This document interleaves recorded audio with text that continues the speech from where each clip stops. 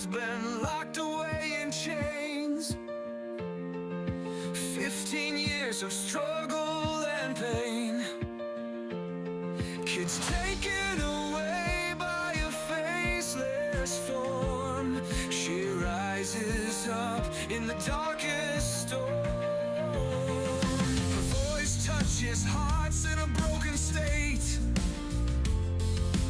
Podcast waves spark their fight and fate. Brenda's strength like a blazing fire. Inspire the lost to lift their desire. Brenda's cry echoes loud and clear. A warrior's heart, no room for fear. Stand up tall, let no one bring you down. In her voice, their freedom found. Government shadows, secrets untold. Brenda's story, fierce and bold. She helps others break their chains. Together they rise from the ashes of pain. Her husband waits behind iron bars, but Brenda knows they'll reach the stars. Oh, her love unyielding, a beacon bright in the silence of the night. Brenda's cry echoes loud and clear. A warrior's heart, no room for fear. Stand up tall, let no one bring you down. In her voice, their freedom found.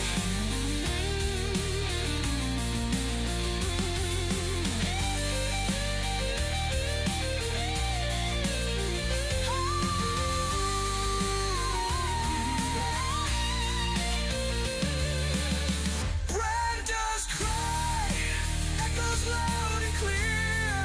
A warrior's heart, no room for fear. Stand up tall, let no one bring you down. In her voice, their freedom found.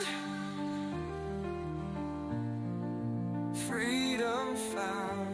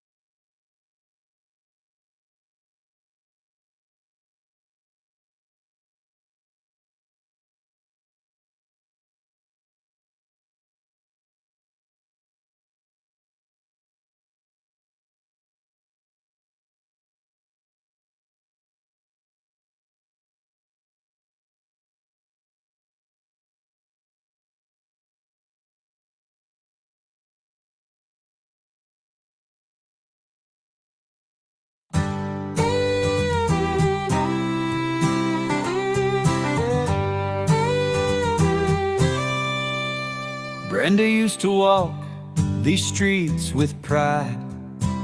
Her husband Chris, a patriot by her side. But the weight of the world came crashing down when the government tried to take the ground. They stole Chris away, said he was a threat, left Brenda alone with words of regret. CPS came knocking, took her children too. But Brenda stood tall like the sky so blue. Bring back Brenda, let her light shine bright. She's been trampled on, but she's ready to fight. Don't tread on her, she's got a heart so true. Through the darkest nights, she'll pull through. Every day she fights for what's been lost, pays the price, bears the cost.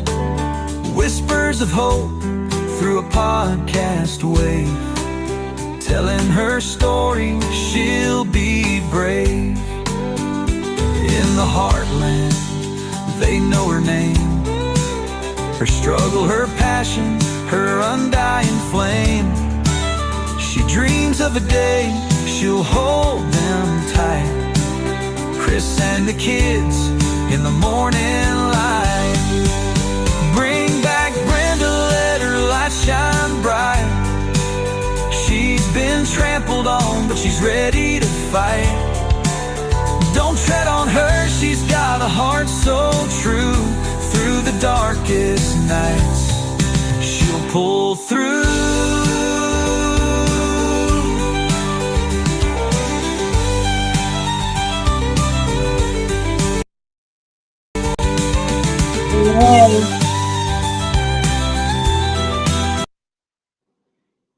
Hey, hello. I can't believe it. I finally made it, guys. Okay, so as the music was playing and everything like that. Okay, here, you want me to put my glasses on for this? No. All right, so yeah, as the music is playing, I'm like, okay, well, I'm gonna go over there and get a drink, and then I'm like, okay, well, I'm gonna set up my. Look at, I got my um one of the TVs up here, and you see what's going to happen is that I was gonna play some stuff up on here YouTube, but gosh forbid I finish with that laptop, because this is the second TV I'm using, because the other one messed up the other day when I was trying to do some lives. So but any case, I go grab my soda. Okay, the whole damn thing knocked off. I had to go grab a towel because I literally had to soak up the whole damn can that's on the floor. So that's what I got going on. All right, so I don't know what any of you guys got going on with your cases. So what I'm gonna do is I'm gonna switch this over a little bit so I can see the screen here, so I can see y'all's comments. Cause I see Chris was in here, Florida Mom. Sorry about that, guys. For some reason I wanted to do it on here, but you'll see. But what do you guys think about what's going on? California now. What's happening with Texas? They got it going on in Atlanta. I mean, in Atlanta, I seen some guy jumping up on top of the cop car, which I don't understand is why. Remember Trenton Cassidy raining Butler on June 22nd. He will be 17. On the 22nd. Didn't you have don't you have one also? Your son's going to be 18 on the 4th of July. Am I right, Florida Mom? I can't believe you have also a son turning 17. I mean, you have 5 kids altogether, Florida Mom? Give us our baby that. That's me. Uh-huh. Yeah, here I am. I'm in my other account. Oh, that was the other part of the story. I'm trying to get ready for the show. And since I can't give you guys the links because I'm using the phone here, I'm trying to send off a few messages. Hey, my show's starting. And as I'm trying to do that, I move this laptop around and then lose my connection because that HDMI cable is not the best on that darn TV. So, oh, oh, and there's my husband. Um, let's take this off.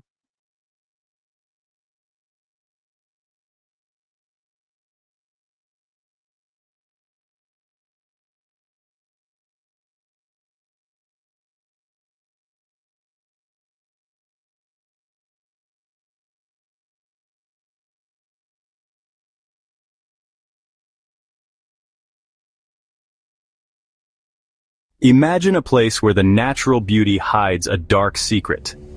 Maine's child welfare system is failing. Maine ranks 4th in the nation for the highest percentage of maltreated children. It also holds the 5th highest share of children in foster care. The state's Office of Child and Family Services is under intense scrutiny for failing to protect its most vulnerable. A shocking federal audit revealed violations in 94 out of 100 reviewed cases. Child fatalities under DHHS oversight have quadrupled from 7 in 2007 to 28 in 2022. This includes causes like unsafe sleep and even murder. Despite a $250,000 audit, systemic failures persist, including poor training and unmanageable caseloads. The government's response has been criticized as too little, too late. Our children deserve better. Join us as we uncover the truth behind Maine's crumbling child protective services. Subscribe to Maine Matters and make a difference. Imagine a quiet evening at home with your family. Safe, happy. Then a knock at the door. Strangers from Child Protective Services stand outside. Your heart pounds. This can't be happening. But it is. In a moment, everything changes. They make vague accusations. You try to explain, but it's like talking to a wall. They have the power. You feel helpless. Your rights seem to vanish. They claim to protect your children, but from you? The system meant to shield the vulnerable can become a terrifying force. In an instant, your children are taken. Confused, scared, they cling to you. The strangers are firm. Your children are ripped from your arms. Tears stream down their faces, and yours. The trauma is deep, a wound that may never heal. This isn't rare. It's a growing crisis. Good, loving families are being shattered. Children are taken, often with little due process. Why is this happening? What's really going on behind closed doors?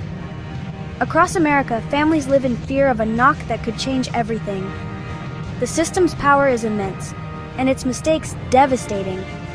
We need to understand the forces at work. We need to ask hard questions, because every family deserves safety, not fear. The stakes are too high to ignore. This is not just a nightmare for a few. It's a crisis for us all. The question is, will we look away or demand answers? The future of countless families depends on what we do next. The time to pay attention is now. Every minute, a child is seized by CPS in America. 60 children every hour, over 1,400 every day. The scale is staggering, an epidemic. Are there truly that many homes where children are in danger? Or is something else driving these numbers? We see headlines about horrific abuse. Those children need help. But what about the others? This constant removal creates fear. Parents worry? Will a teacher misunderstand a bruise? Will a neighbor make a false report? Trust between families and child protection agencies erodes. When the system is seen as a threat, not a support, who benefits? Not the children caught in the middle. Such numbers point to something systemic. This isn't just about caseworkers making tough calls. There's a machine at work, one that needs to be fed. We must ask, what is fueling this crisis?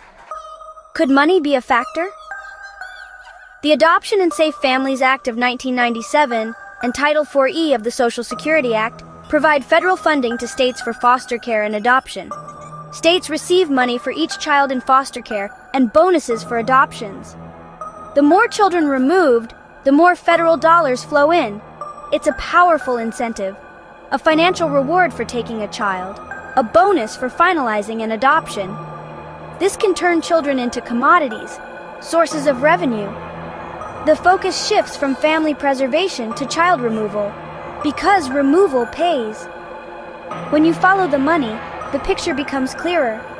The system is designed to prioritize financial gain over family well-being.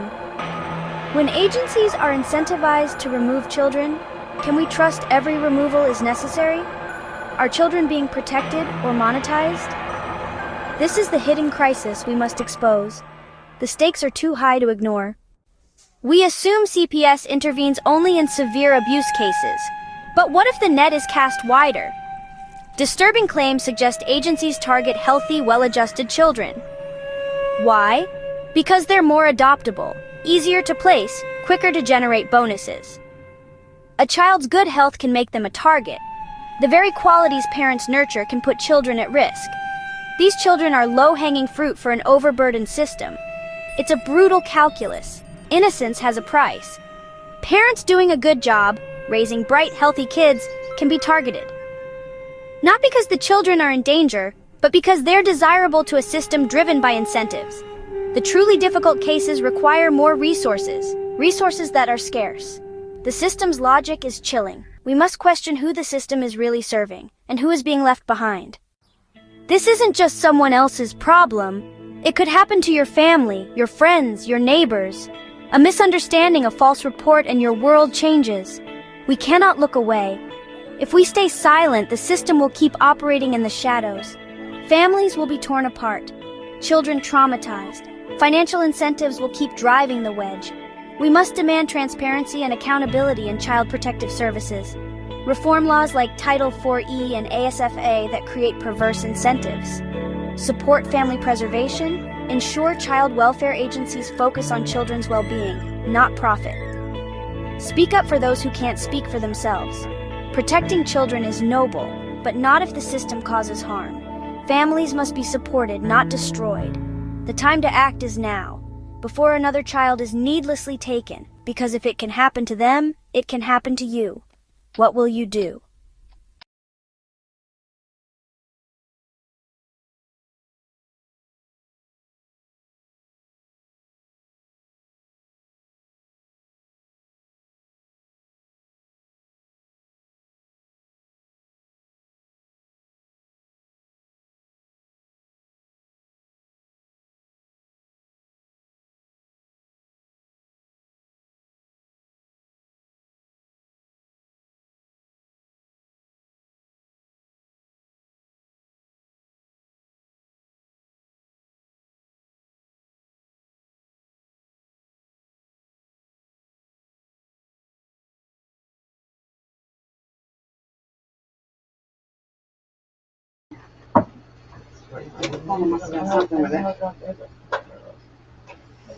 All right. Well, I don't know where Brenda went to right this moment. I know that she was getting that phone call from Chris, so I guess we'll wait and see what we got going on here with her and her situation with him. I know that she's going under a lot of stuff with him. So I know that these phone calls from him are very important. I don't know. You guys want to see my my newest constitutional video? I could throw that up there, and we could kill some time with that. Let's see here if I got it on this one. Family, know your rights. 4 minutes. All right, yeah, we'll throw this one up here, guys. Just bear with it, and Brenda will be right back. I'm sure of it. So just check this video out. The family unit is under attack. Across the nation, parents are finding themselves facing a formidable adversary, Child Protective Services, CPS. Tasked with the crucial responsibility of protecting children from abuse and neglect, CPS has unfortunately, in many instances, overstepped its bounds, transforming from protector to persecutor. This essay serves as a vital resource for parents, equipping them with the knowledge and tools necessary to navigate the often treacherous waters of CPS involvement.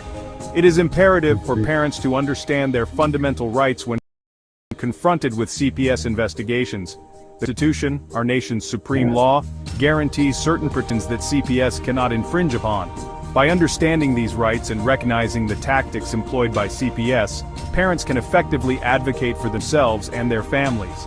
Knowledge is power.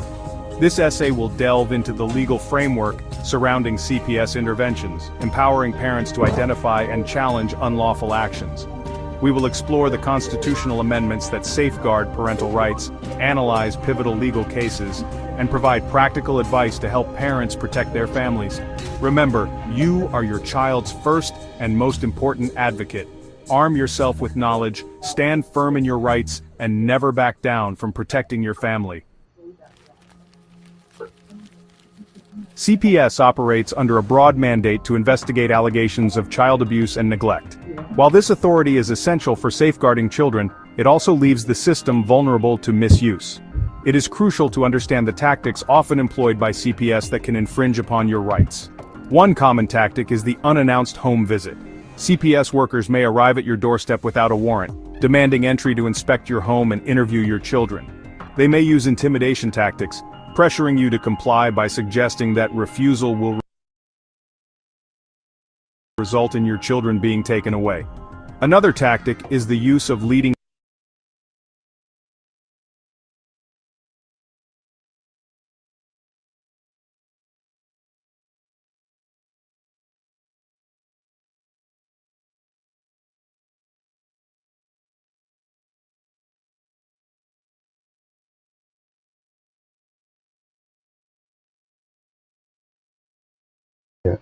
Brenda, your mic's off.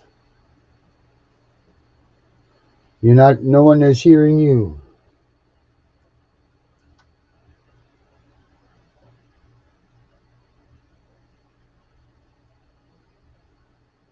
There you go, you're in now. All right. All right. I had it on damn speaker. Sorry about that. Okay, again. All right. So this is what's been going on, guys. Like I say, I'm trying to let you know that usually when things are spilt and I have these little just mishaps or whatever, something weird's going on. And so I get a call, of course. I was using my phone to do the show. My husband's called. He hadn't called since like probably this morning. So he says he's got a PC himself. So something's going on. I'm telling you, this has been just really a nightmare because it's just on and on and on with the inhumane conditions that he's going through in this prison where he's not getting his medications that was rightly had all the prescriptions. He's got the prescriptions, but all of a sudden he's not getting any of his medicines. And in order to get his medicines to keep continuing to come in, which they haven't since April, I believe, he's supposed to talk to the psychiatrist. The psychiatrist is there every Friday, but he's not there. He's over a screen. Oh, okay. We got a call-in guest. Hello, are you being a call-in guest? Oh, you're live? I'm live. I had to come back. I had to take care of some stuff at the prison where my husband's being continually tortured and abused, and he was ready to PC himself. So I had to leave the show for a second, but it is live now. Are you able to connect in there? I got a mouthful of food. Oh, well, no, I mean, are you able to see the show? I mean, you should be. Do you want me to send you a link or something? No, what's it, you're on which one? Bring It Back Brenda. Okay. On YouTube. Okay. All right. Okay. All right. Talk to you a little bit. All Okay. right. So that was Facts Over Lies herself calling in. And so let me get caught up with the comments, guys. Okay. Let me do that. Okay. We are going to remember Trenton, by the way. Thank you very much for sharing that with us. And, and it's difficult during these times of not being able to, communicate with your kids and or, your loved ones. And when these birthdays are coming by and stuff like that. I wonder why I can't control that. I wonder what's going on. Oh, I think I know what happened. Instead of unplugging the speaker like I thought I was. Can you all hear me okay? Okay. Okay, so I was trying to control and see if I can go back on these messages. And hello to you, Debbie. Have you seen the TikTok how they are taking these undocumented foster children? I haven't been getting on TikTok very much. Yeah, can you send me the link to that, Debbie? That's pretty interesting because I know they want to cry. Oh my goodness, wait a minute. Have you seen the TikTok how they are taking these undocumented foster children, undocumented? So that means they're like illegals. Is that what that means? Our children deserve to have us in their lives. No more deprived parents. Thank you. They can't keep me down, but I'm still alive. Is that exactly right? It's just like that song. It reminds me, I get knocked down and I get up again, because that's what you got to do, guys. It's a never ending And like I say, you know, how many stories did you read in the Bible where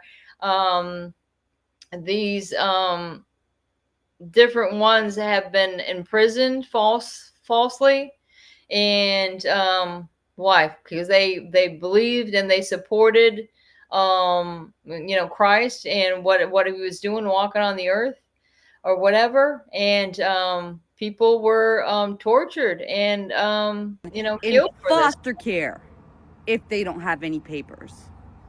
Foster children from their foster homes for deportation. Whoa, whoa, whoa, whoa, whoa, back up, back up, back up. Why, first of all, are these children in foster care if they don't have any papers? How are you getting paid for an illegal child in foster care? That's my fucking question. Okay. That was a, you know, that lady, I haven't seen her for a while. I used to, don't I know her? Darren, Yeah, that's has Josie. she been on That's here? yeah. Josie was she's been on our show Okay, for a long time. Okay. Okay, Yeah. that I haven't seen her in a long time. So No, she got arrested for talking out about this stuff with us. That's why she's been gone. well, Apparently her hello, dad's with her. join the club, right? Yeah. I didn't even realize that was going to be what came up on it. I was just scanning through the TikTok thing and I was just seeing what she was talking about. Right. And I didn't realize she was going to pop up there. Do you want to watch a couple of those videos of what people are talking about? Yeah, sure. All right, I'll put them on. Let's do it. All right. And like we're talking about, I mean, all this unrest in the streets, and they can just go up to these cops, which are really just local cops. They're not going really doing much to these other ones. Why, first of all, are We have breaking news right now. According to the Miami Herald, Florida officials handed over a 17-year-old Honduran foster child to ICE custody. The 17-year-old teenage boy, who is possibly a labor trafficking victim based on reporting from the Miami Herald, was literally taken from his Pensacola foster home in shackles. And this rule likely violates a 30-year-old state Department of Children's and Families rule that prohibits workers from acting upon a child's status. Henry is from Honduras. He crossed the border with his mother. From Texas, he moved to Pensacola. He entered foster care after being found living in a shed with no food, shelter, or income. And according to reports, he may have been a victim of labor trafficking. And so he was put in the foster care system, had a foster home, had a stable environment. And Florida officials just handed him over to ICE. And he was led out of his foster home, his safe environment, in shackles. Read the full story on the Miami Herald's website. Spread the word so more people know what's happening. Subscribe to my Substack, linked in bio for more, and follow along for all the news you need to know about. We have breaking news. Well, you know, I would like to see more what this guy's got to say. That's kind of funny, though, is, again, the focus is on the undocumented, the illegals. That is the focus. Okay, yeah, it was a child that was harmed. But when is there going to be any attention to the American children that families fought for this country? Mm-hmm. It really is getting frustrating to see one thing after the other. Like I was just about to say earlier, is they're crying. These illegals are crying, or the people that are families maybe left behind, that the ones that are getting arrested, saying, "Oh, the children are being torn away from their family." Do you think we're going to have any compassion for this at all? When this is going to happen to us, how long ago? And again, it seems like just a continued thing, because didn't I see something similar going on like this throughout the years since my kids have been taken almost a decade ago now? I mean, I've been seeing it, and I was saying the same thing back then, is hello, I can't feel sorry for them when American children are being ripped away from their biological families. Mm-hmm. Man, I just can't get over it, guys. All right, let me see if I can, what's going on in the comments here. Okay, you got any more? You got any more, Darren? A very good program, but it kept... I just read that ICE agents are going to the homes of people who are foster care for undocumented children. And I just like, okay, Then there's this other story where this guy was in the Kandahar Strike Force. It was a branch of the Afghan army that would protect U.S. soldiers on military bases. He's got 8 children. 2 of them are American. He was brought here by the U.S. Army. He's in ICE custody. He's going to be deported. You know, there's the high school kid who is on his way to volleyball practice, an honor roll student. He's been arrested. Mahmoud Khalil is still in custody. And I just want to know, like, how long are the American people going to tolerate this? They got the U.S. Marines standing around, probably watching TikToks, doing nothing at the order of the president. You know, this is what happens when you elect someone like Donald Trump, this so now unrelenting narcissist. And he's going to parade the U.S. military down American streets for his birthday. All right. I just read that. Wow. Okay, so again, you can see how they're going to turn it around to think that Trump is to blame for this.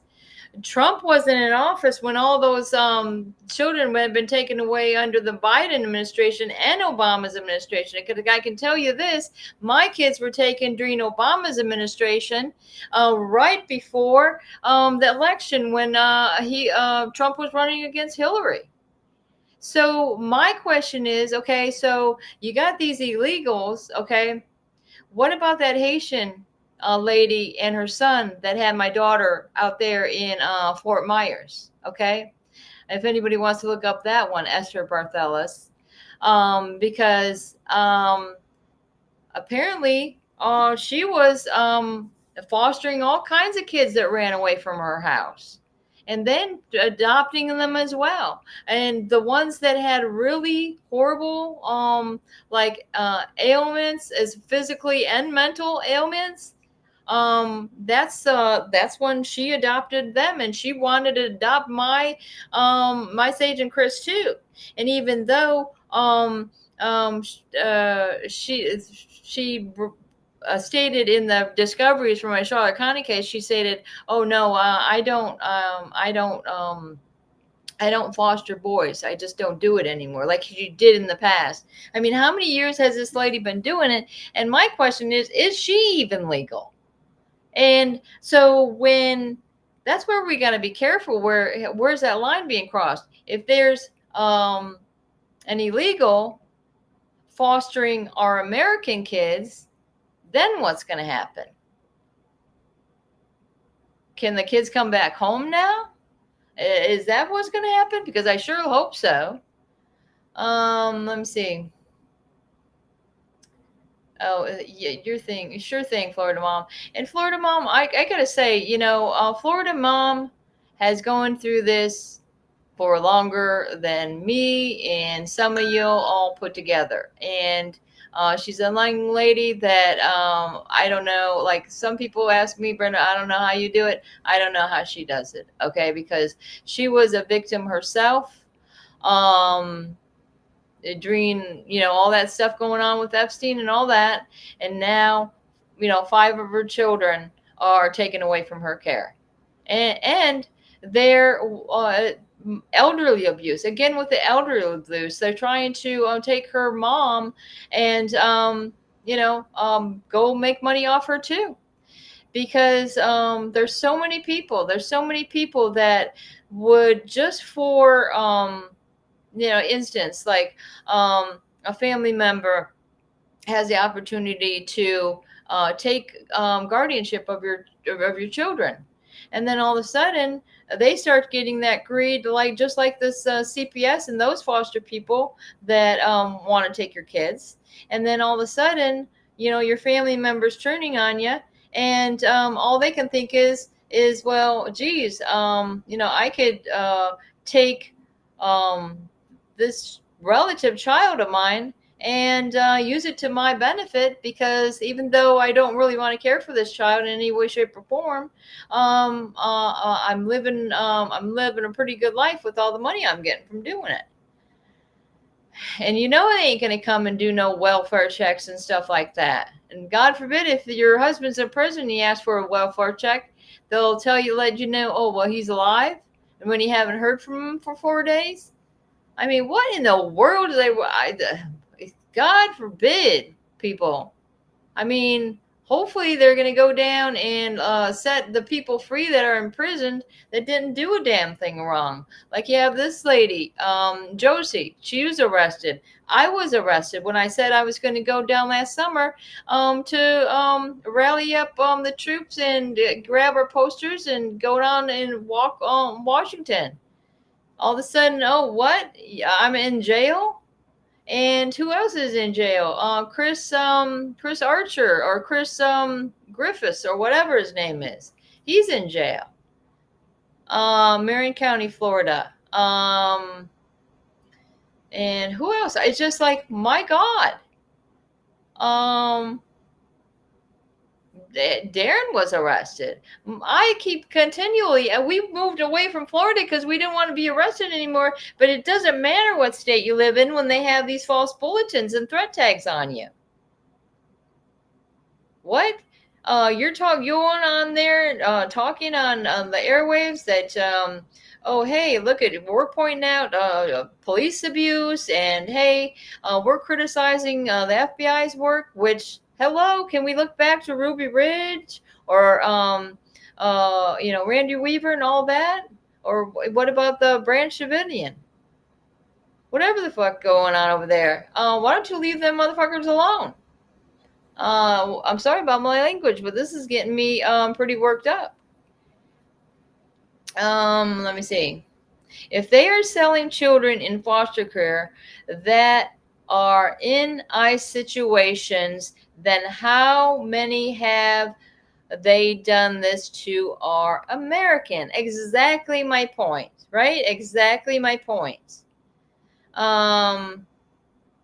Okay, Classic Mom. Hey, hello. Thank you for joining. I was sending you a message the other day. We haven't messaged for a minute, so hopefully you're doing okay.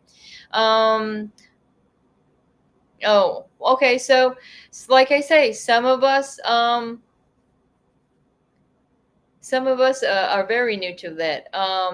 Priscilla, she was on the other show the other day. Priscilla hasn't been in this very long. They've got little babies. I mean, 2 and not even 1 year old kids. They're just nabbing them up from the hospital, guys. I mean, that's why I say definitely get a hold of me if you've had a child within the last 10 years and you get a hold of me because they're doing some certain things in regards to the hospitals and how they're working with and to take and abduct these families, kids that are on Medicaid. Okay, hello, jigs up, we gotcha. Today is the 1-year mark of the removal of my children. I'm sorry, so sorry, Wet Plant. See, again, it's like you can say you guys are babies, you're younglings to this, when unfortunately we're veterans of this, unfortunately, because that's why I like to tell you what my experience is along a way through my case and through the case plan and all that stuff. And then when you come in telling me, oh, okay, hold up, guys. I'm going to have to make sure everything's going on with Chris. Let me see. Oh, okay. They're just... All right. So I'm just gonna move my camera for a minute, and Darren, maybe you can play some more things. I gotta take this. Like I say, my husband's trying to PC himself. Hey, what's up? Hello, this is a prepaid call from a detainee. Oh, jeez. Now it's not letting me answer, guys. To accept this call, press 0. I'm trying, believe me. Balance is $9.70. This call is from a correction facility and is subject to monitoring and recording. I mean, maybe you guys could be witnesses to this stuff. Hey, what's going on? Did anybody get a hold of you? Yeah, got hold of me quick. Okay, so did you get what you needed? No, they just talked to me. They moved me out. They moved you into a different pod or what? No, if you talked about maybe I'll try to during the week here. Like if somebody else trying to get moved out, some more bond manager. So did they say anything about your tablet and the return of it, or maybe the new tablet they should be assigned to? No. So I wonder if it's the same guy. Do you know? Was it a couple guys you talked to, or who was it? There was a guy talking to. Well, yeah, like I'm still doing this live, and we're just documenting. That's what I say. That's what we can do. Document it every step of the way. I mean, also, I just wanted to tell you that we were able to talk to the attorney today in regards to what's going on over there. Okay, and our son happened to be, who is a doctor, happened to be there at the time he called. So it kind of worked out that we were able to straighten a couple things out and have a plan of what we needed to do. So just letting you know that, as well as anybody over here that's listening on the show. Because like I say, we're watching the stuff, Chris, that ends up that some of these people that are fostering kids, they could be like, it could be they're illegals and fostering American kids, or it's the other way around where they're Americans and they're fostering these undocumented, kids. It's just disgusting. And then people want to turn it around and blame Trump somehow on this stuff, It's ridiculous. All right, well, let you go. Thank you for all you're doing. You're doing a great job. Thank you, Brenda. Okay, sorry I couldn't talk to you longer. I love you. I love you very much. Love you. You're beautiful. All right. Thank you. All right. You're doing. All right. Take care of yourself. All right. Love you. Okay, and there you have it, guys. Okay. Because again, I'm not hiding the fact that my husband has been in prison because of the same judge that stole my children initially. And like I say, the hell has not ended. In fact, you didn't think it could get worse, and then it did. We were at a point and we're like, well, hello, at least we have our freedom, but then they want to take that away from us as well. Oh, Lord in heaven. Okay, so let me get caught up here. And again, what plans? I'm just saddened by this whole situation. I met a young mother down the road here, and yesterday, a week ago, I helped her print out some papers. She's working on her affidavit. She sent out something. We're going to do another one. We're going to get a more detailed affidavit. We're going to do everything we can.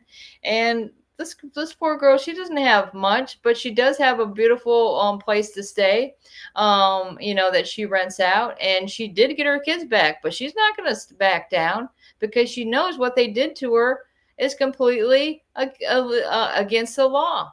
And I'm glad to say that she's a fighter, and even so much that I always thought to myself, man, if I had my kids back, I'd just that'd be it. I wouldn't be messing around here. But people like Danielle, she's got her son back, and she's still fighting and helping people every step of the way. And she's helping people so much. It's just it's been a lot of stress on her. And she needs to take care of herself. Welcome, Class of Palm. We're here for you. Exactly. We're here for you. And that's what the show is about, so that you guys can come in, share your stories, and share your problems, and feel free to say anything you want, because we're here, and y'all know that everybody that's in this chat right here can call me anytime you want. Any of us. Danielle, we're here now. Gunner's wife, Sharon, she would be willing, and she's very calm speaker. So, she doesn't get excited like I do. God forbid, she might be better for you than me. My kids were taken because of the Clinton crime family. Yeah, exactly. And again, it's with the Democrats, right? Because you got Clinton, and then you had Okay, so who was like, okay, the vice president when Clinton, what was it, Al Gore? And then when he went around the second time, I think there was a second time with Clinton, wasn't there? But then you had Obama, okay? And then Obama, you had Biden as vice president, okay? That was a big start of a big problem. I couldn't believe that Obama got in for another 4 years. I was like beside myself. And so it's like, oh my gosh, what's wrong with people? I mean, it seems like there's more. Let's just pray and God forbid that there's more good people in this world than there is these horrible people that would want to harm children and just for monetary gain or for sick rituals or whatever their sick nature might be. Child welfare agencies consider adopting is human trafficking.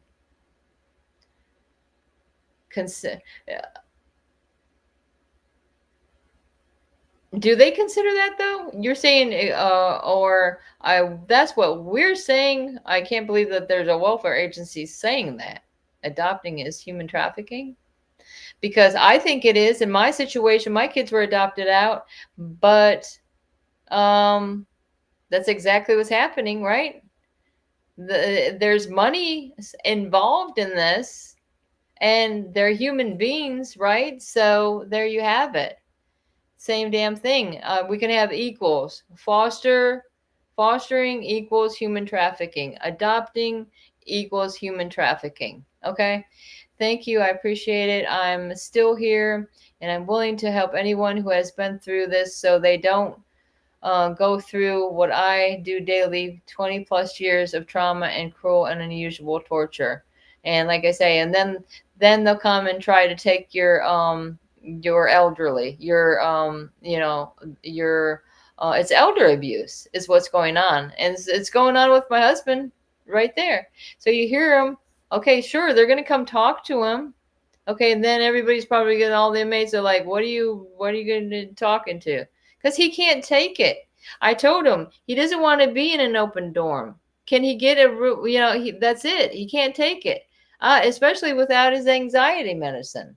I mean, it's like it levels them out of what Slaxo, whatever you want to call it, gives you those little happy endorphins. I mean, come on, people.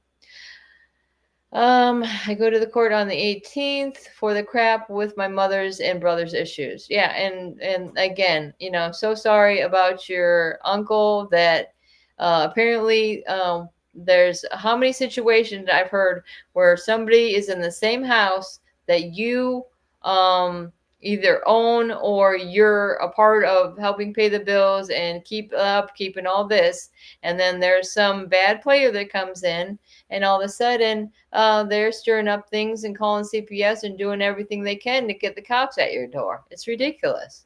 Again, another family member. Did you see the 7 cops that were charged with murder of the pregnant woman during a hot pursuit chase in West Palm this week? No, I did not. Please, Darren, if you're back there, did you see the 7 cops that were charged with murder of a pregnant woman during a hot pursuit chase in West Palm this week? Because that's right where a Florida mom is. And I definitely will look that up if Darren doesn't fool me. But the thing is, that's why I was hoping to do it the other way around, where I'd use my phone for this, and then we could look up these things, because I can't. If I put down the brightness of my phone, I might be able to do some of that. Is Danielle doing a show tonight? Dr. Death, I really don't know. Okay. I don't think so.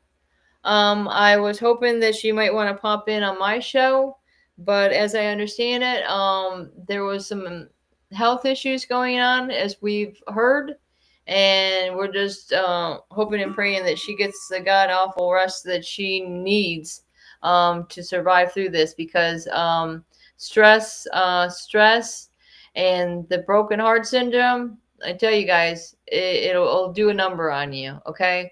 So if anybody wants to talk to me about what's going on, with that situation, give me a hit up through Messenger or something. But just all I can do is say, hey, you guys, pray for Danielle and her family and everything that's going on with her. Child welfare is a baby.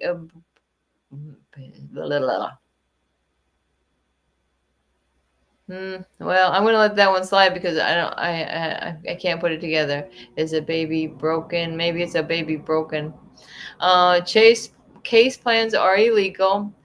Tell Chris we said hi and we are behind him. Okay, I will. I'll let him know because in fact Fact Over Lies was saying she was watching some of Chris's videos, his old videos that he put on his channel, and she said she was laughing so damn hard. In fact, I think that was the rogue journalist InfoWars reporting that he was doing, and she said she was laughing so hard she hadn't have laughed that hard in her life. Like, and that's what we need is a little, comedy relief. I can understand why they call it comedy relief. Am I right, guys?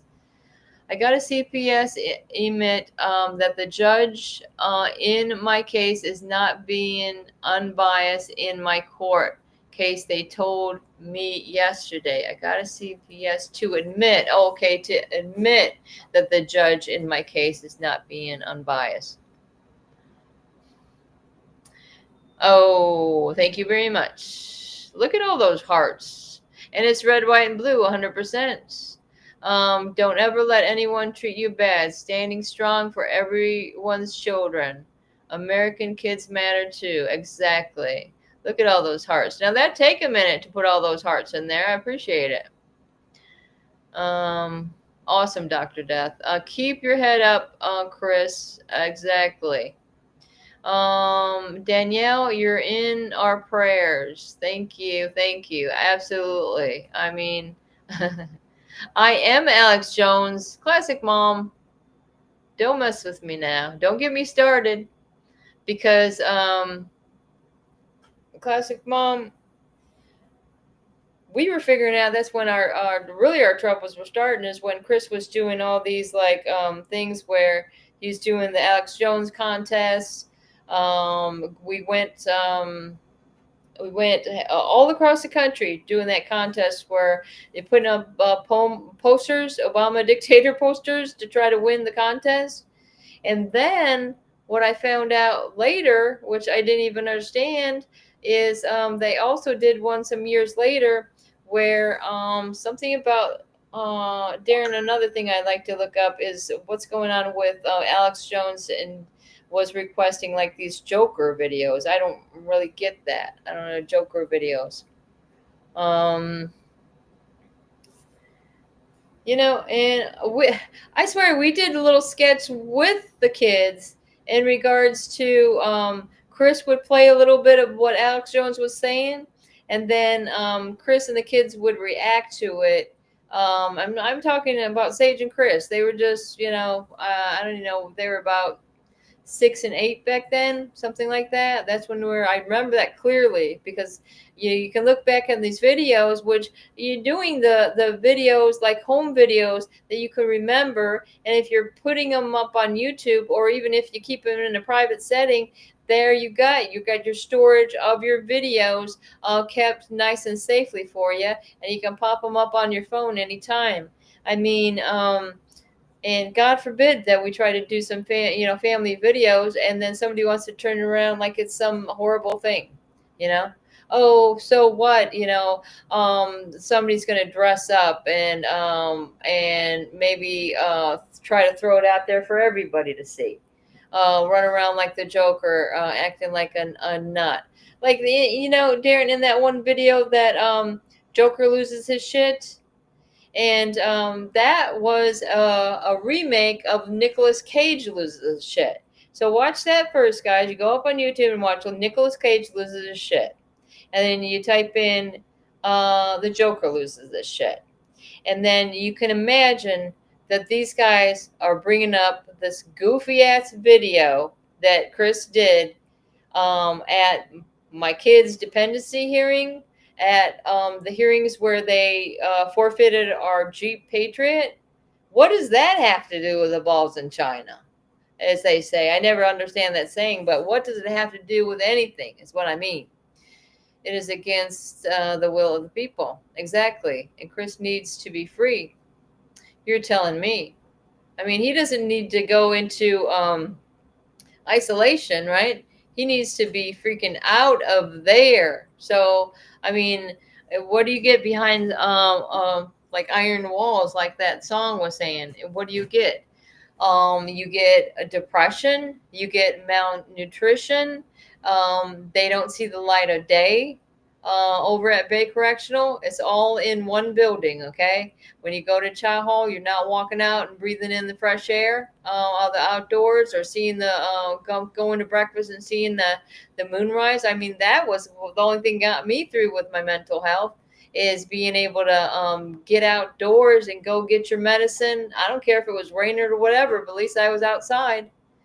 Some of those days that was freezing, that was another story. But we used to get up in the morning, go to breakfast, and yeah, we'd wait in a line and go get breakfast at the one building, go to see the chaplain in another building, and you're walking around, going through gates, and you're outside, and you got that freedom, even though you're within, these huge barbed wire or whatever fences. But if you are going to be in a privately owned jail or prison, and this stuff is happening, where you're feeding these guys, what is it? Everything that's white, as Chris was always say before he got into prison, he'd say anything white except for cauliflower is really much bad for you. The milk, that there's bad things about that. The rice, the bread. I mean, those are all things you want to be eating. Now, today, as the advice of, because shit might be hitting the fan right where you live, guys. And this is going on, this 14th is not long away. Okay, it's going to be in every state across this country. Is these Democrats are getting some type of idea, or whoever these crazy nuts are, the undocumented, saying it's all about ICE. There's a lot more that it's about. Okay, it's a lot more that it's about, but it's going to be happening nationwide. And so be careful, stock up, because God forbid, if you're living in one of these bigger towns or cities, God bless you. Because it's happening, Houston, Texas. We got Atlanta, Georgia. We got New York. What was the last night? Chicago. And of course, I think it all started in Minneapolis from the get-go. And then you had this stuff going on in Los Angeles and all around in that area ever since Friday. And believe me, I was like, I haven't seen crap going on in the news. If I wanted to see something about wars, I'd go and watch that Yair Pinto on the TBN reporting about Israel and what's going on over there. And that ends up being like, oh, it's the same old, same old. They're using these civilians as human shields. They're tunneling under places like schools and churches.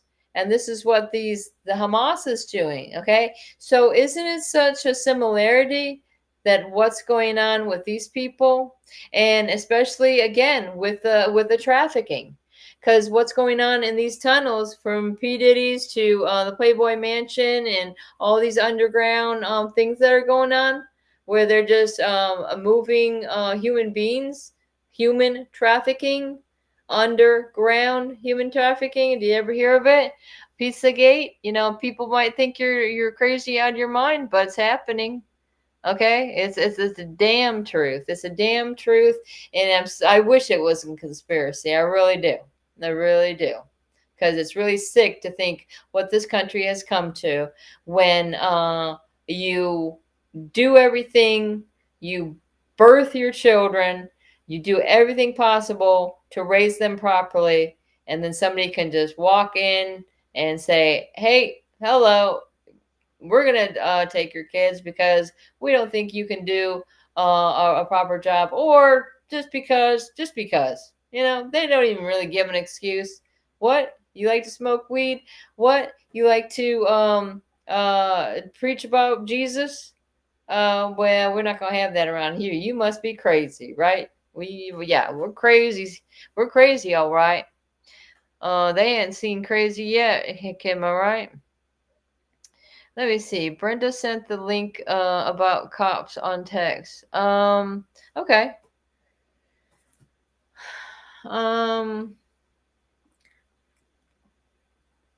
Okay. All right, let's do it. You guys not be able to see it, but because I don't hear Darren back there. Darren, if you are there, I could forward it to him and then he could do it.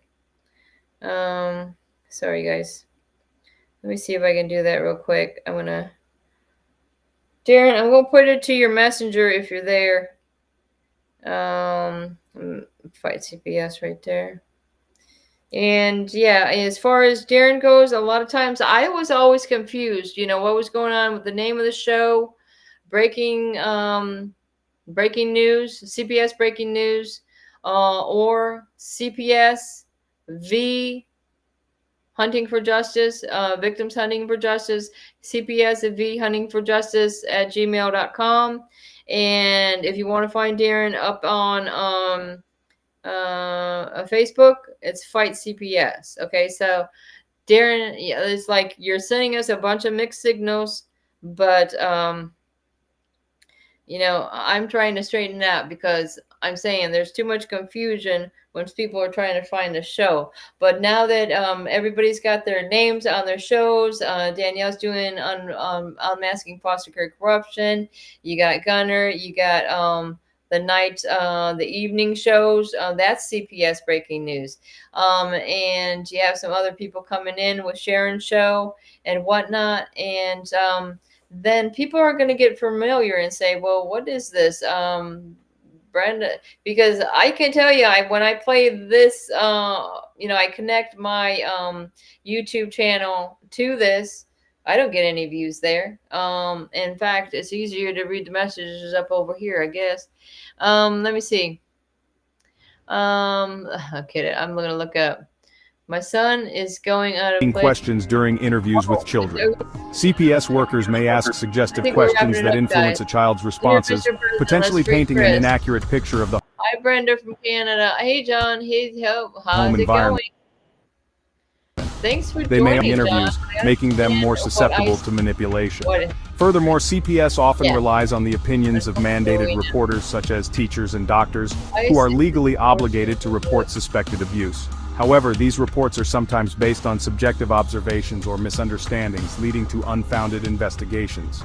It is vital to remember that you have rights. Cover the truth about Islamic history. You have the right to remain silent, the right to an attorney. Darren, are you there? We got a couple of requests about playing some stuff. You're saying this video, Bridget. I'll look that up. Okay. In fact, overlies. Let me play this because Darren might think of some. Gets 123 million visits a day, and most people still use it like a toy. Here's how to use it. Okay. 25 News at 11 starts with breaking news. Breaking news at 11:07. West Palm Beach police officers turned themselves in hours ago in connection with a deadly police chase that killed a mother and her pregnant daughter. Good evening. I'm Felicia Rodriguez. WPBF 25 News first broke the story when that crash happened back in July. Let's get right to Ari Height live outside the Palm Beach County Jail with the breaking details. Ari? And over the last hour or so, Felicia, we've seen 4 people leave the jail who we believe are of those 7 West Palm Beach police officers who did turn themselves in tonight. They all walked right past our camera. They did not make any comment at all. Multiple sources, though, have confirmed for us that those 7 police officers did turn themselves in earlier this evening. This is all in connection with a fatal car crash that happened last July in Boynton Beach. That was when a car driven by a man named Neone Copeland crashed into another car. Marcia Pochette and her pregnant daughter, Janice Woods, were in that other car. They were both killed. 7 West Palm Beach police officers were placed on administrative leave shortly after. They faced allegations they had been chasing Copeland for miles right up until the moment of the crash. It's not clear tonight exactly what charges those 7 officers are now facing. It's also not clear if all 7 will be released tonight or if some will be spending the night in jail. I reached out to both the West Palm Beach Police and the state attorney's office. Neither would confirm that the officers had turned themselves in. They both also declined to comment in any way about the investigation. We are expecting, though, to get a lot more details about this tomorrow morning. That's the very latest, reporting live from the Palm Beach County Jail. Wow. That's crazy because Thank you. Our investigator. in all that is Darren. Do you see what John is saying? Are you able to find this? It's Bridget Gabriel just uncovered the truth about Islamic history, and it's terrifying. Saya Oran, whatever, the traveling class.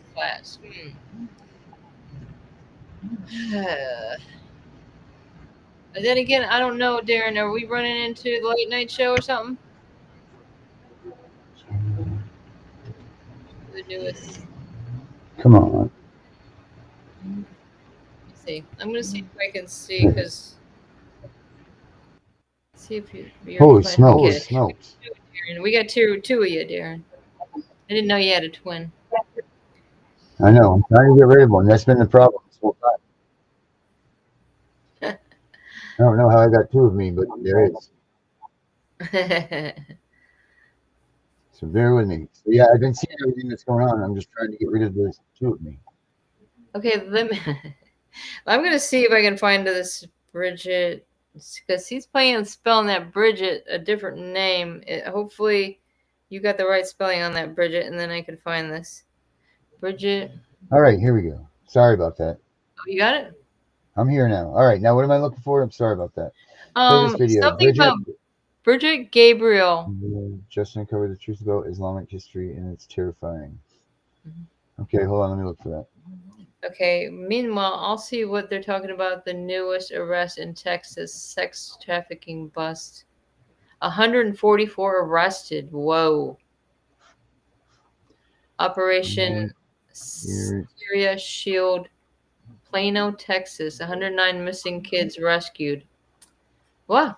Wonder if any of those, my kids are young adults now, so I don't know, what chance we're going to have to find these adults that all have been, abused in these inhumane ways that have been in the system for so long that, they're adults now and they're shattered, their shattered lives that CPS has taken away from them. Okay, John's saying it is on YouTube. Got it.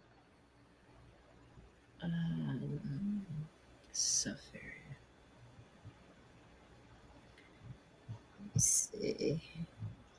Why is it? All right, I got it. There we go. Bridget, simple.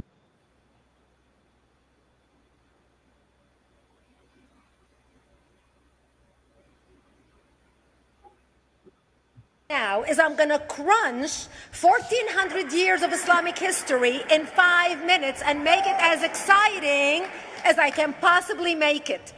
By the way, guys, if you love my channel and you love what I do here, support by subscribing right now. We're trying to get to 500,000 subscribers. We're getting real close. So please help me on that mission. Because I hated history when I was a little girl. At this age, I appreciate history. And now I understand why they say those who learn from history doomed to repeat it. In order for you to understand why Western civilization is very different than the Islamic world, you need to understand the history of Islam. When Prophet Muhammad supposedly revealed his revelation from the angel Gabriel that he is supposed to be the last of the prophets in the early 600s, he started preaching in his own city, Mecca. He tried to recruit friends and followers to be able to spread his religion. And he tried for 12 years and failed. 12 years, he was only able to recruit his immediate family and friends. So he decided, if I go to Medina, which was the Jewish hub of Arabia, the business hub where the Jews lived, if I go there and preach my religion to them, if they accept me, that will buy me respect and stature between my own people, and they will accept me. So Prophet Muhammad started borrowing a lot from the Old Testament to make his religion more palpable to the Jews, to make it a lot similar. This is why you see a lot of similarities between Judaism and Islam. For example, Jews don't eat pigs, Muslims don't eat pigs. Jews pray a few times a day, Muslims pray a few times a day. Jews fast on Yom Kippur, Muslims fast on Ramadan. And this is why you started seeing a lot of good writing in the beginning of the Quran when Prophet Muhammad was saying all the good things about the people of the book. He took his message and went to Medina trying to recruit the Jews, talking about the people of the book, talking about how similar the two religions are. When they refused to accept him and follow him as the last of the prophet, that's when he turned against them and started killing them and started expelling them. That's when Islam went from a spiritual movement for the first 12 years of Islam into a political movement cloaked in religion after the year of the Hijrah, after Muhammad went to Medina and the Jews did not accept him. He became a military warrior and declared war on them and started expelling them. Jews and Christians became dhimmi, or second-class citizens. They were only allowed to stay alive and not be killed only by paying the jizya or the protection tax. So they had a choice: convert to Islam, or if you want to stay alive, you have to pay the jizya or protection tax, living as dhimmi in the Islamic nation. Christians and Jews could not ring church bells. Jews could not blow the shofar. Christians could not ring church bells.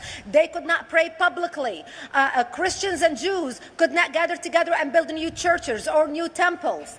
And the way they paid the jizya or the protection tax was in a monthly ceremony where they would get together downtown and the Jew would kneel on his knee and hand his goods to the mullah, who would take the goods as the price for buying the protection. And in many areas, Jews and Christians were given necklaces to wear as a receipt that they paid their jizya or their protection tax.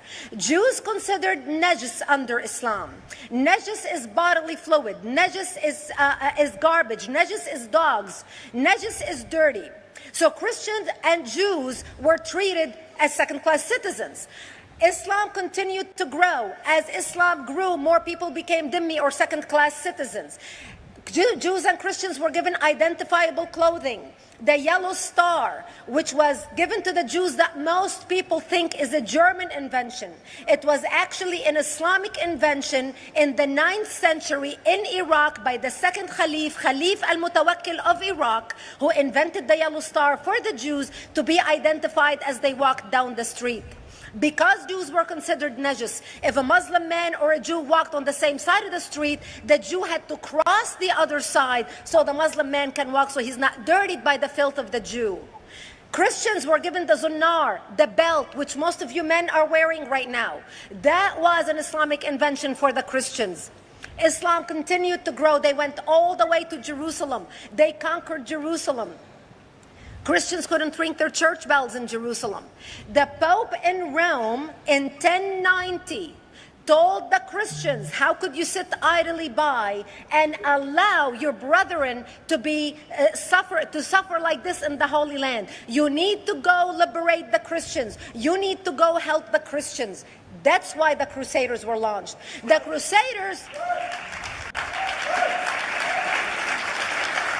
Crusaders were not launched because they just felt like waking up in the morning and going and converting a bunch of Muslims or beheading them.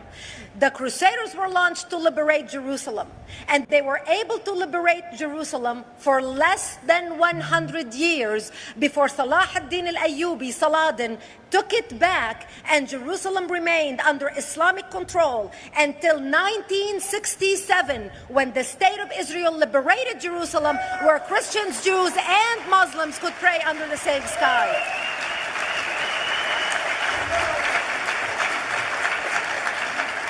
The Crusaders continued fighting Islam, and for 300 years they tried and failed. And by the 1300s, the Crusaders disappeared because they could not win against Islam. Islam continued to expand. They went all the way to Central Europe. They went all the way to China. They went to India. They conquered Spain. They changed the name of Spain from Spain to Andalusia.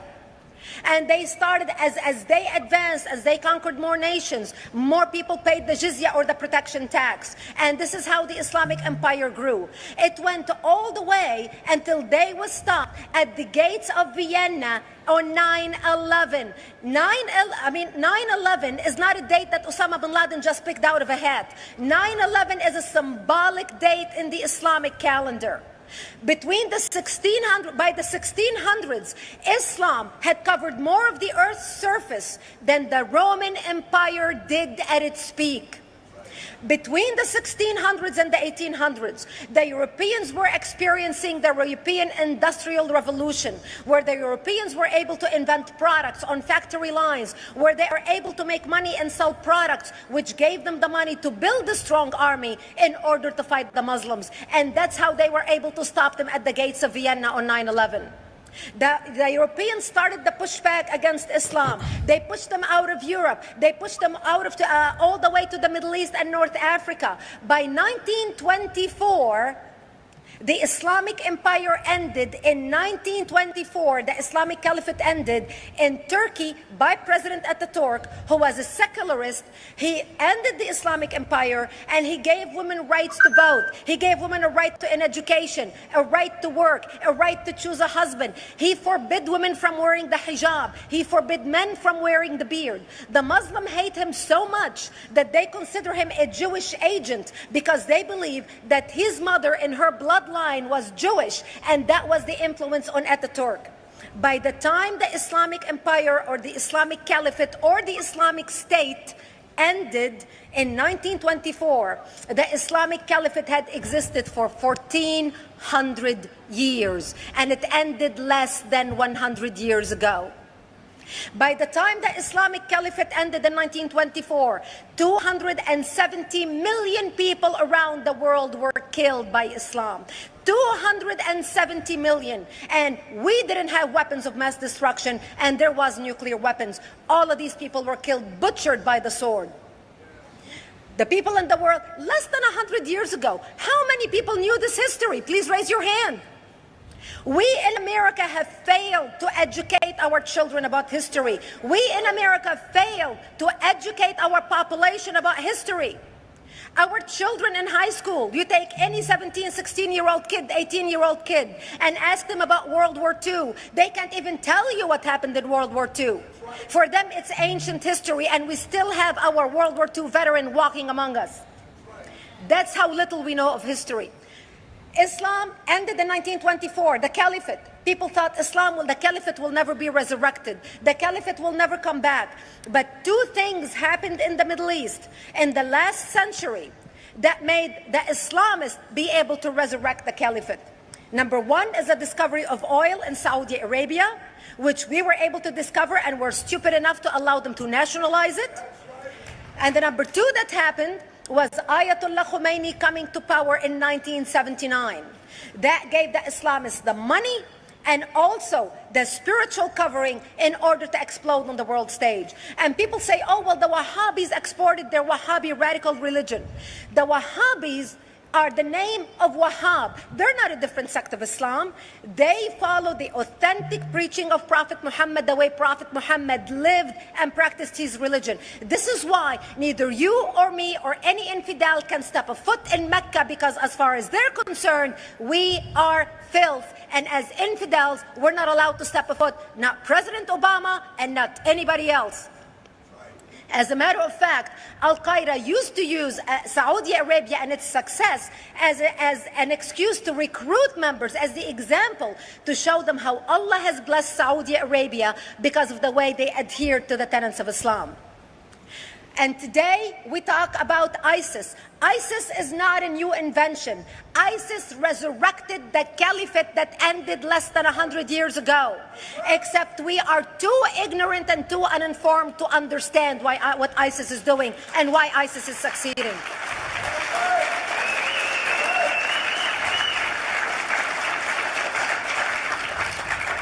Two things you need to understand about Islam and the principles of war in Islam.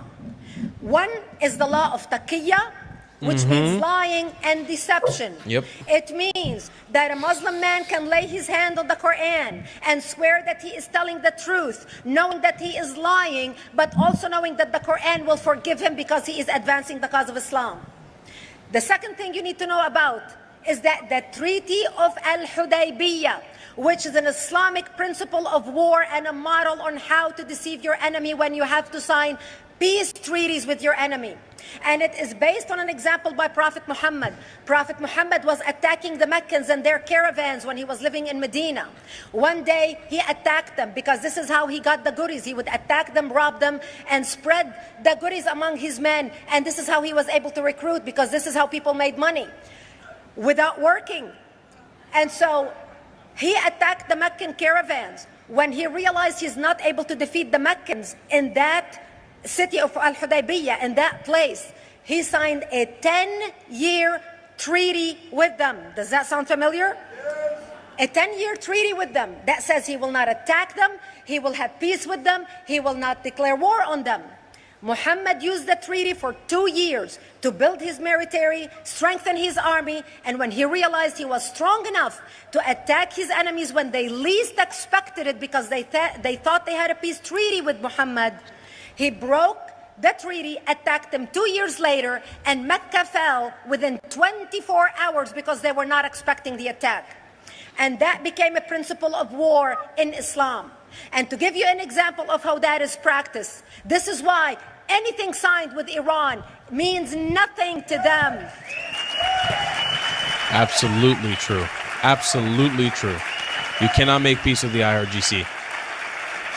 Absolutely true. And to give you an example of how this law has been put to use in recent history, Yasser Arafat, who's not an Islamist, but he is a Muslim, met with the Israelis and signed the Oslo Accord in 1993. Remember all the handshaking at the lawn of the White House? The Oslo Accord, Yasser Arafat used the peace treaty, the Oslo Accord with Israel, to get Israel to bring him back and give him his territory, finance his military, train his police, and give his police the weapons. Yasser Arafat broke the Oslo Accord 8 years later, didn't even wait 10 years, and declared the second intifada in 2000, and all hell broke loose. He used the same treaty to win and deceive against his enemies and deceive his enemies. When Jordanian press, after Yasser Arafat signed the Oslo Accord with Israel, and Egyptian press would interview Yasser Arafat, and they would say, how could you sign a peace treaty with the devil? How could you sign a peace treaty with the Jews? Yasser Arafat will tell them, remember Hudaybiyah. That's all he would have to say. The whole Muslim world knew exactly what Yasser Arafat was talking about. We in the West and the Jews in Israel, it was over their heads. Nobody understood what Hudaybiyah was referring to. And this is the type of deception that we are dealing with. So when Iran signs a peace treaty with the United States for 10 years, they are using us as useful idiots, as gullible, ignorant people who are signing a peace treaty with the devil in order for Iran to continue her thing.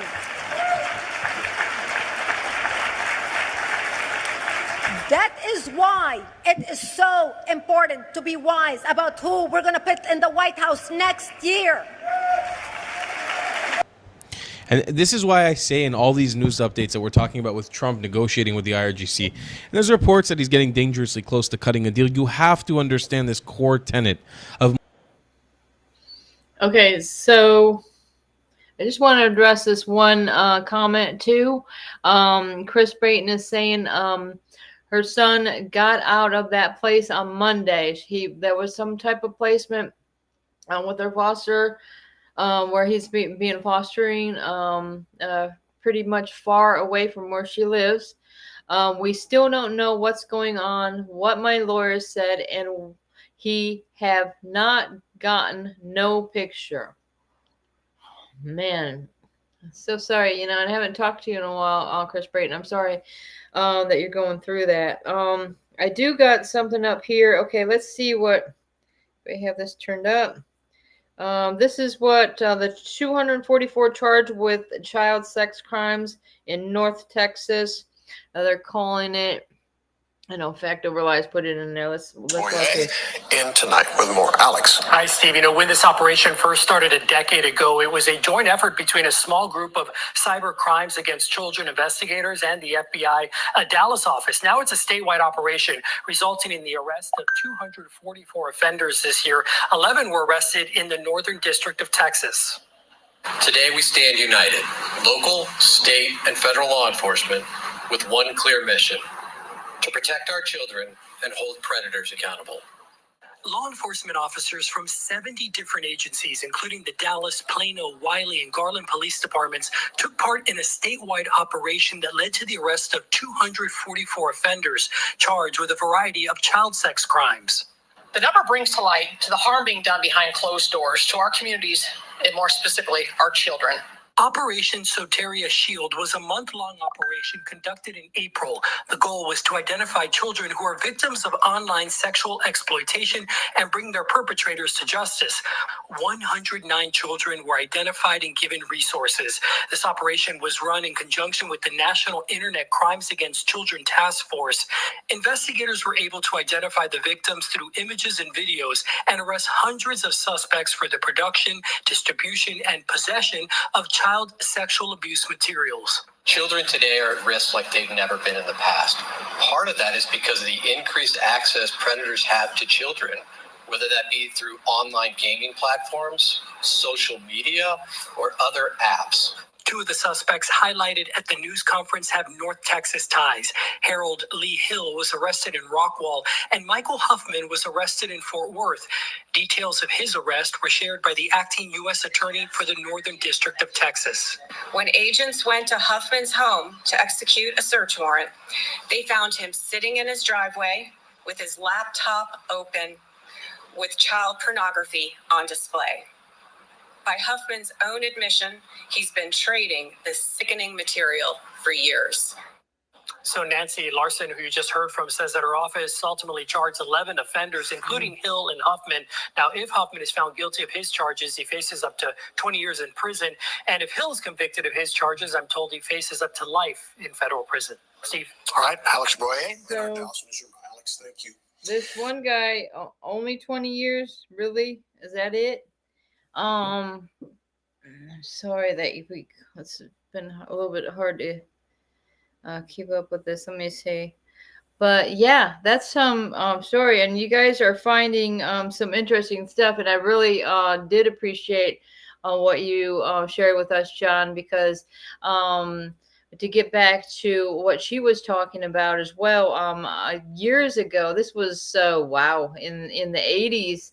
I was learning all about the Crusaders then, and that's when I started realizing that the religion that my mom raised me in was like, whoa, they got some stuff going on there. So so I took my own path on what my beliefs were, and it is a lesson in Islamic history. Yeah, and some of that I did not know. And I love the way the lady's talking. I mean, somebody that can talk faster than me, I got to give it to her, and very knowledgeable about it. Yes, Trump could end this overnight. Let's get to it, Trump. Come on. Okay, what's Florida mom texting me here? Let's do, and then y'all, we're gonna have to wrap it up for shortly, but we're getting quite the crowd in here now. It seems like it's been forever since I've been on the show. And goodness gracious, I think you even popped in on some of these other shows last week. But I mean, I do Wednesday, Thursday, and Friday. It just seems like, wow, it just seems like forever when I'm not doing a show. But I was going and doing some lives over the weekend because I'm telling you guys, I was getting like, pay attention to what's going on these people that got their boots on the ground, these independent journalists that are getting down there and getting dirty. You're not going to see all this stuff on MSNBC or CNN or even Fox. You're not going to see all of it. Okay, so, is this something to Let me see. I've got a lot of text from you, girl. Let me see. Yeah, I'd probably. Let me see how. I wonder how long this is. They got this one. Let's do this one because this Grady Judd. I don't know what you guys think of it. Fool around and find out. That's the latest human trafficking enforcement operation by Polk County Sheriff's Office. More than 240 people were arrested, and they come from all walks of life: doctors, business owners, even a former Tampa Bay Buccaneer. Fox 13's Carla Byron highlights some of those new arrests. After a 9-day-long multi-agency undercover operation, 244 people are facing charges related to soliciting prostitutes, offering to commit prostitution, and aiding or transporting prostitutes. Polk County Sheriff Grady Judd says each suspect has a story. A medical doctor, a retired NFL player, engineers, insurance brokers, and agents. Take 34-year-old Adarius Taylor, for example, who once played for the Tampa Bay Buccaneers. Sheriff Judd says he brought his 6-year-old child to the operation and left them in the car. This guy here, obviously he must have hit one too many people as a linebacker because his brain cells are scrambled. Or 48-year-old Sherry Pena, a mother who the sheriff says drove her own daughter, Haley Pena, to the operation. What are you thinking? She said, oh, whoa, wait a minute. I just thought I was taking her to buy drugs. Oh, that's better. You're taking her to her drug dealer, right? The social services organization One More Child was fully embedded in this operation. They were able to identify 4 possible victims of human trafficking. They're advocating for legislation that would enhance a first-time soliciting prostitutes charge from a misdemeanor to a felony. It's an effort to reduce the demand for human trafficking, because the issue is if I'm somebody purchasing somebody else, I don't know if that person's being trafficked or if they're doing it under their own volition. And chances are that person is under the control of another person. Demang hopes this legislation is introduced during next year's session. For the first time ever, ICE partnered with the sheriff's office for the operation. Investigators say 36 people arrested are in the country illegally, and the sheriff encourages people to push for these types of operations to happen in their communities. And when you hear the statement, well, we don't have that problem here, know that that's not the truth. There's nothing unique about the people in Florida other than we seek them out. They hide under rocks and in bushes. This is a stealthful undercover operation. Every community in this nation has this issue. In Polk County, Carla Byron, Fox 13 News. Yep. And there's some Grady Judd or whatever. As we come on the air, protests spreading across the there's that guy. I mean, U.S. from Los I'll Angeles give you a little to bit of it. to Boston. Tonight, the images of ICE agents chasing farm workers through the fields. Wow. Also tonight, the female sailor found dead days after going missing from her barracks. And tonight here, we remember Brian Wilson, the leader of the Beach Boys, and the remarkable moment we found from See, these guys, that's the thing about these guys. They'll talk about the Beach Boys. ICE raids growing across the country amid President Trump's immigration crackdown. Hundreds of protesters arrested from Los Angeles to New York City. ICE agents seen chasing farm workers through a strawberry field. Dozens of arrests tonight during a raid at a meat production plant. The arrests from California to Nebraska. And surveillance video appearing to show federal agents boxing in a car using tear gas to arrest the driver. A woman and 2 babies in that car. And tonight, Texas now deploying its National Guard. Breaking news tonight, the split verdict in the Harvey Weinstein trial and the chaos and anger in the jury room. The foreman sending a note to the judge saying, quote, I can't go back in there with the other jurors. I feel afraid inside there. Tonight, U.S. authorities confirming the death of a missing female sailor who vanished from her barracks in Norfolk, Virginia. Her body has been found in the woods, and what we're now learning. In New York City tonight, the crypto kidnapping case turning more disturbing. 2 defendants pleading not guilty. Prosecutors tonight now say they doused the victim with tequila and set him on fire and cut him with a chainsaw, allegedly holding him for 17 days. Tonight, ABC News up over Washington, D.C. with the Secret Service. What will this military parade look like and the security? And tonight, the president's warning for any protesters. The White House is pressed on this and what they said about protesters. Tonight here, the passing of a music icon.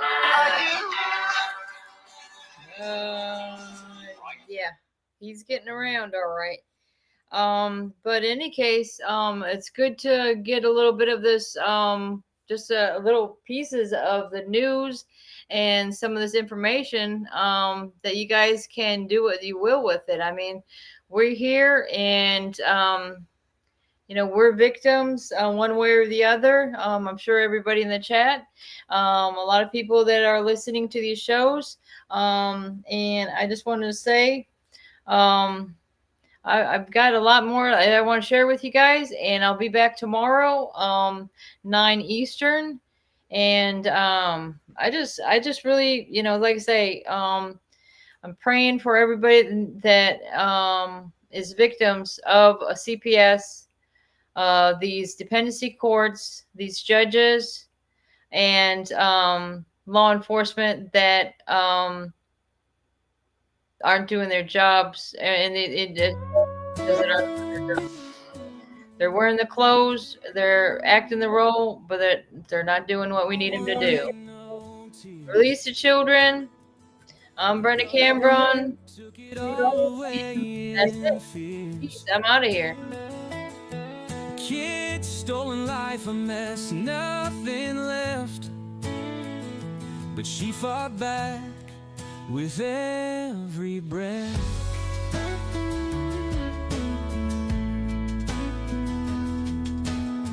A husband locked away for trying so hard. Brenda's heart took blow after blow. 15 years gone, but hope's a bright star. She showed the world what they didn't know. She's bringing it back, Brenda's new dawn. Living her life, singing her song. Starting over, no chains to bind. Loving it all, pure peace of mind.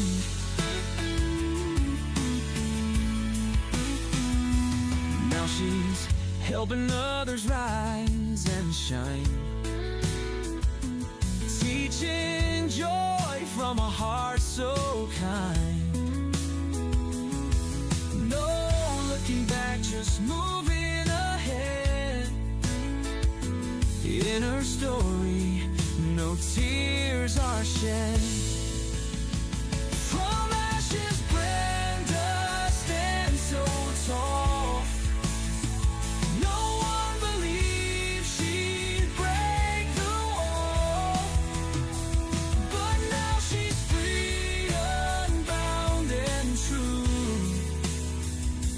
Brenda's living, showing what she can do. She's bringing it back, Brenda's new dawn. Living her life, singing her song. Starting over, no chains to bind. Loving it all, pure peace of mind.